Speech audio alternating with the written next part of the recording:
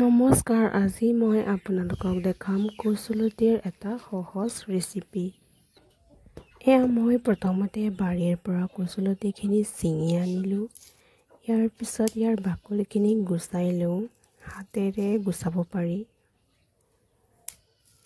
এনেদৰে গুচাই ল'ম।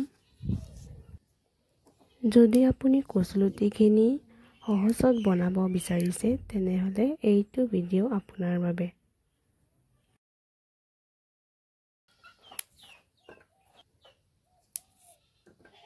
বাকলি গুচোৱাৰ পিছত ভালদৰে ধুই ল'ম।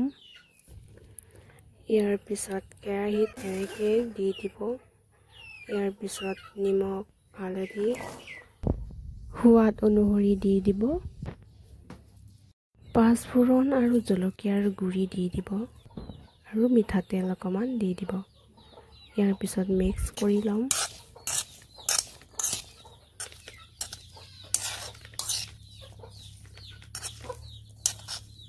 ভালদৰে মিক্স হৈ যোৱাৰ পিছত পানী দি দিব।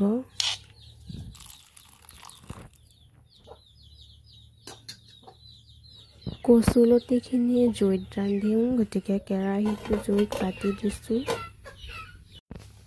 এয়া কচুলতিখিনি উতলি আছে। পানীখিনি শুকুৱাই যোৱাৰ পিছতহে চামুচেৰে লৰাম।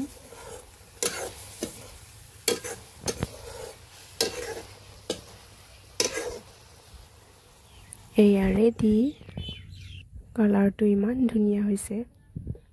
এতিয়া মই প্লেটত ওলাই দিম আৰু গৰমে গৰমে ভাতৰ লগত খাম।